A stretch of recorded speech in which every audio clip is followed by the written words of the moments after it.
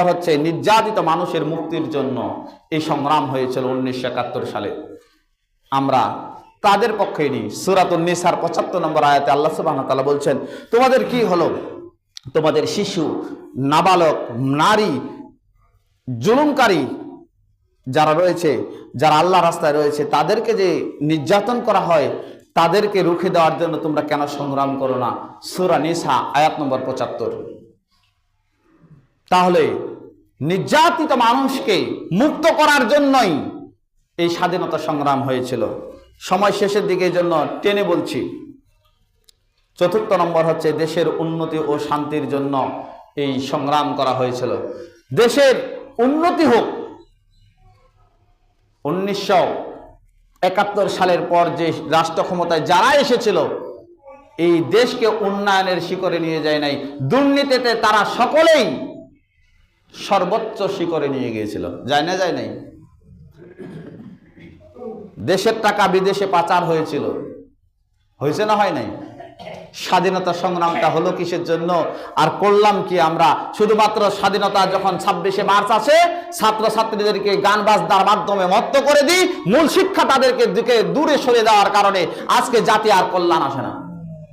মূল শিক্ষা পাই নাই তো। কারণ কি জন্য সংগ্রাম হয়েছে এটা বলা হয় না, শুধুমাত্র বলা হয় এই স্বাধীনতা এটা এটা এটা এটা হয়েছে, মূলে হাত দেওয়া হয় না। সম্মানিত হাজিরান, আল্লাহ রাসূল সাল্লাল্লাহু আলাইহি সাল্লামের এই হাদিসগুলো অনেকগুলো রয়েছে, যার কারণে বলতে পারছি না। স্বাধীনতার পর দেশের উন্নয়ন, শিক্ষা ও শান্তি প্রতিষ্ঠার প্রচেষ্টা চালানোই ছিল স্বাধীনতার সংগ্রামের মূল আরেকটা উদ্দেশ্য। পঞ্চম নম্বর হচ্ছে দেশের সার্বভৌমত্ব রক্ষা। এই স্বাধীনতার আরেকটি কারণ ছিল এই সার্বভৌমত্ব রক্ষা। কিন্তু দুঃখজনক হলেও সত্য, পূর্বের রাষ্ট্র, আমাদের পূর্ব পশ্চিমে যে রাষ্ট্রগুলো আছে, ভারত, এদের কাছেই একটা সময় এই দেশটাকে বিক্রি করার বা তাদের এজেন্ডা বাস্তবায়ন করার জন্য চেষ্টা চলছে না চলে না, একটু চিন্তা করে দেখেন। এটাই চলছে। তাহলে এইভাবেই চলছে, মিথ্যা যেখানে সেখানেই আজকে জয় হচ্ছে, সত্য জয় হচ্ছে না। কিন্তু এইটুকু জেনে রাখেন, আল্লাহ সুবহানাহু ওয়া তাআলা বলছেন, ওয়া মাকারু ওয়া মাকারাল্লাহ ওয়াল্লাহু খায়রুল মাকিরিন।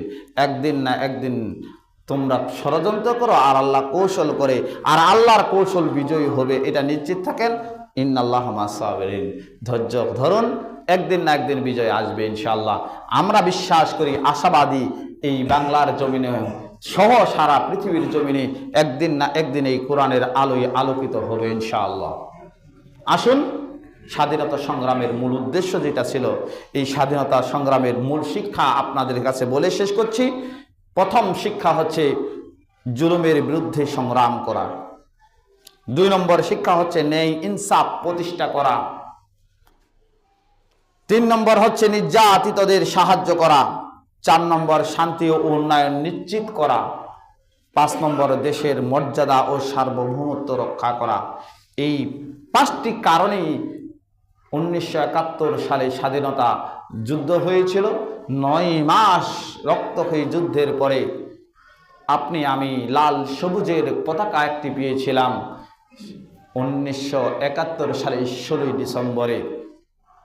আল্লাহ সুবহানাহু ওয়া তাআলার কাছে আমরা দোয়া করি, সেদিন যারা রক্ত দিয়ে এই বাংলার জমিনটাকে রক্ষা করেছিলেন, এই লাল সবুজের পতাকা আমাদের হাতে তুলে দিয়েছিলেন, আল্লাহ সুবহানাহু ওয়া তাআলা তাদেরকে যেন শহীদি মর্যাদা দান করে, তাদেরকে জান্নাতের উঁচু মাকাম দান করেন, আল্লাহুম্মা আমিন। সেই সাথে যারাই রাষ্ট্র ক্ষমতায় যাক না কেন, সকলকে আল্লাহ সুবহানাহু ওয়া তাআলা তাদেরকে শক্তি দান করুক, তাদেরকে বুঝ দান করুক, যেন ওই স্বাধীনতা সংগ্রামকে টিকিয়ে রাখার জন্য প্রাণভাবে চেষ্টা চালিয়ে যায়। মানুষের উপর জুলুম করবে না, নির্যাতন করবে না, বৈষম্য করবে না, শান্তি উন্নয়নের জন্য চিন্তা চেতনা করবে, শুধু নিজের চিন্তা করবে না এবং দেশের সার্বভৌমত্ব রক্ষার চেষ্টা করবে। আল্লাহ সুবহানাহু ওয়া তাআলা তাদেরকেও যেন এই শক্তি এবং সাহস দান করেন, আল্লাহুম্মা আমিন।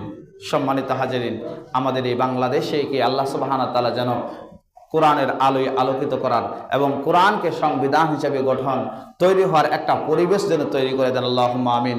সকলের সুস্বাস্থ্য কামনা করে, দীর্ঘায়ু কামনা করে আজকের এই সংক্ষিপ্ত কথা শেষ করলাম। ওয়া আখিরু দাওয়ানা আনিল হামদুলিল্লাহি রাব্বিল আলামিন। সুবহানাকাল্লাহুম্মা ওয়া বিহামদিকা আশহাদু আল্লা ইলাহা ইল্লা আনতা আস্তাগফিরুকা ওয়া আতুবু ইলাইক। আসসালামু আলাইকুম ওয়া রাহমাতুল্লাহি ওয়া বারাকাতুহু। যারা নামাজ